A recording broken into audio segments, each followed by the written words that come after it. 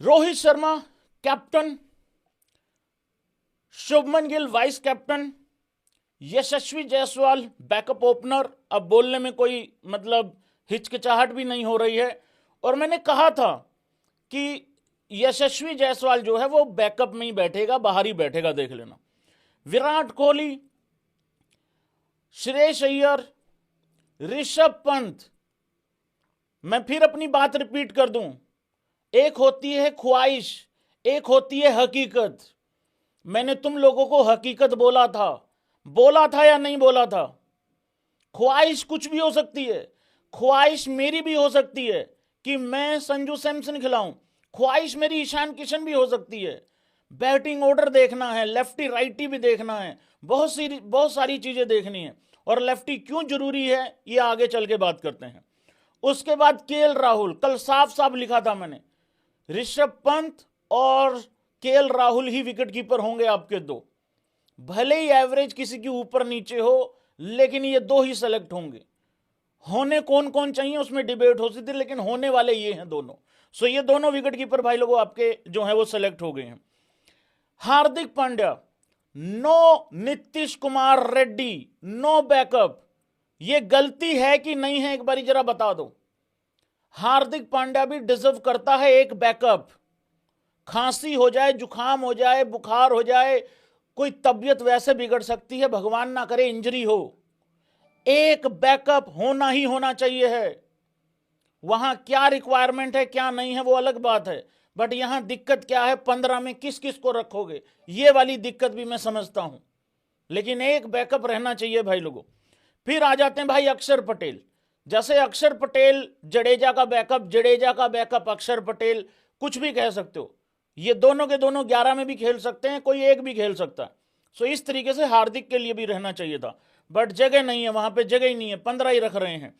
फिर आगे आ जाते हैं। अच्छा, रविंद्र जडेजा का एक बता दूं मैं, किस किस को लगा था कि रविंद्र जडेजा ड्रॉप होने वाला है? भाई पहले 14 नाम में रविंद्र जडेजा का नाम नहीं आया। रविंद्र जडेजा का नाम 15वें नंबर पे आया। और मानो ना मानो, ये पेज इतना लंबा जो चला है ना, इसकी अब अंदर से इनसाइड खबरें आएंगी निकल के। रात को 10 बजे आगे बात करेंगे, उस पर शायद आएगी। ये पेज यहीं फंसा हुआ था 15वें नंबर पे। स्पिनर लेना है कि फास्ट बॉलर लेना है, यहीं फंसा हुआ था पेज। सो अक्षर पटेल, रविंद्र जडेजा। उसके बाद वाशिंगटन सुंदर। वाशिंगटन सुंदर पे हमने एक राय दी थी, एक पॉइंट ऑफ व्यू दिया था, और यहां बहुत सारे भाइयों ने भी यही बात बोली थी।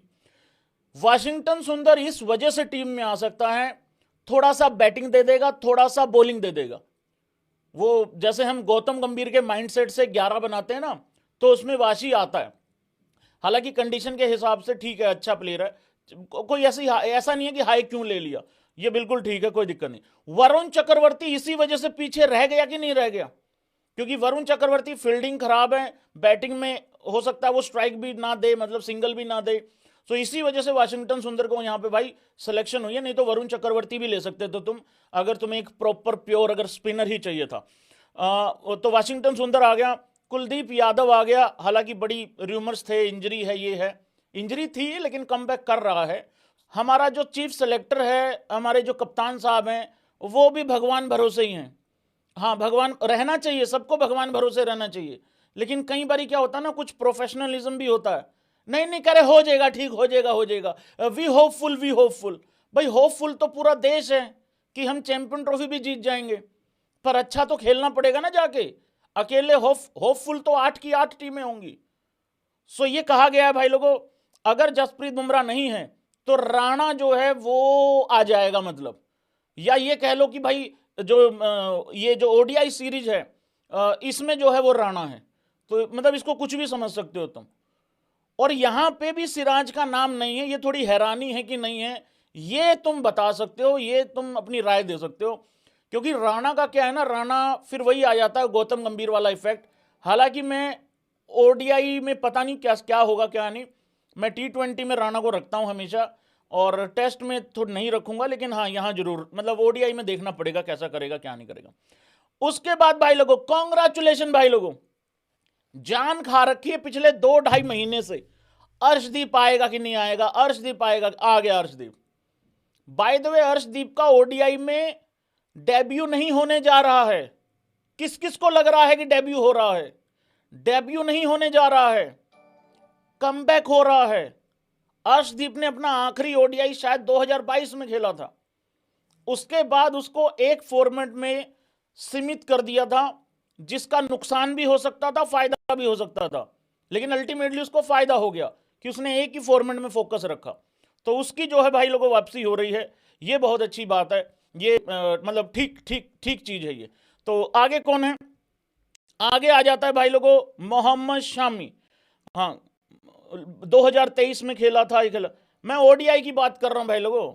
लो बता ही देता हूं भैंस क्या, मेरे सगे मत होना तुम कभी भी, मेरे सगे मत होना कभी भी। लो बता ही देता हूं, ऑफिशियल पूरा खाता ही खोल देता हूं।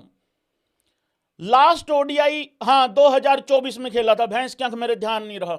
हाँ मैंने डेब्यू देख लिया था, सॉरी सॉरी भाई लोगों, थोड़ा एडजस्ट कर लिया करो यार भाई। अर्शदीप का डेब्यू 2022 में हुआ था 25 नवंबर, और लास्ट ओडीआई श्रीलंका। अरे वो श्रीलंका कैसे भूल गया मैं, और Shinder Singh Dhoni, sorry sorry sorry गलती हो गई है। आगे भाई फिर आ जाता है मोहम्मद शामी। अब आ जाते हैं भाई लोगों, पहले तो ये बताओ 10 में से कितने नंबर दोगे इस स्कोर को?